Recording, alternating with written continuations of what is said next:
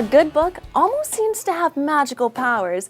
It draws us in, and before we know it, we've spent an entire afternoon getting wrapped up and lost in the pages. This is a book by a local author from St. Paul. Her name is Diane Mae Robinson, and she lives in a hilltop castle surrounded by an enchanted forest. So who better to write a book about a magical kingdom? I grew up in a really small town, Elk Point. It's just about a half an hour from there. And we had a really, really small library.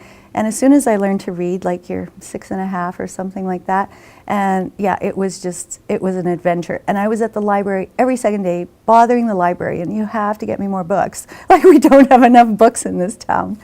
Yeah, and my first book was Black Beauty. My grandma gave it to me when I was 6 years old. And I still have that book. I just found that once you can get into books, you leave your room, you leave your bed, you're into this adventure that's so incredible. And I really fell in love with some of those good writers right at the beginning.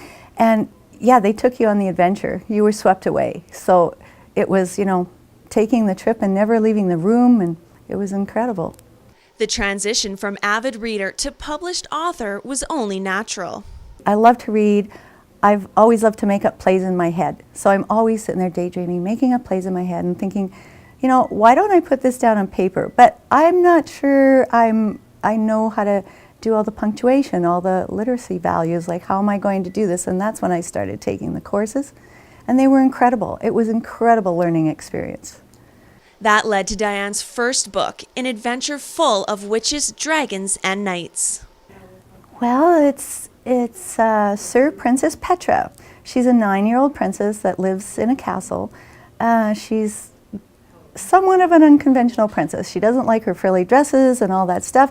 And she approaches the king and queen. It's her 9th birthday, her royal 9th birthday, and she gets anything her heart desires. So she decides that she wants to be a knight. So she approaches the king and queen and tells them that, and they're like, oh my goodness sakes, how can this be?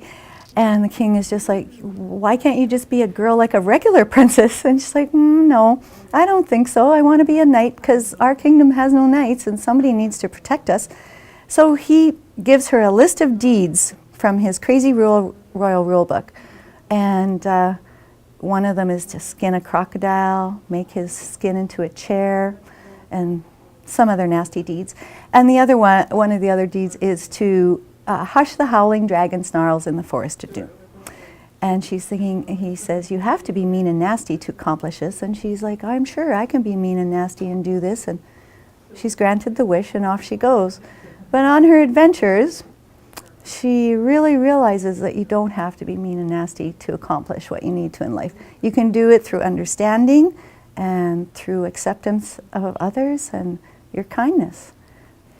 It's such a crazy thing with your right brain, creative brain. You know, it's like you mull things over, you put things in your head when you go to bed and you think about it and you come up with all kinds of things. And it seems the longer you do this, one day you just wake up and it's like poof. The character's there, she's ready to go. Once she was ready, the adventures just took off. Once I had this clear picture of who she was, what her moral values were like, what she was like, yeah, and the writing, it was like a marathon for probably 2 weeks of just straight writing, like all crazy hours of the day. And then it was done, roughly done, but the story was there.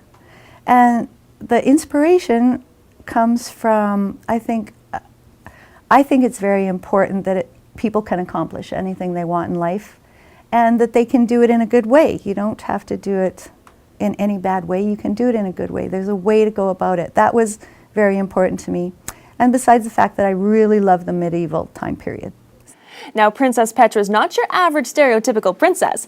And when Around the Region returns, we'll hear the true life inspiration behind her character.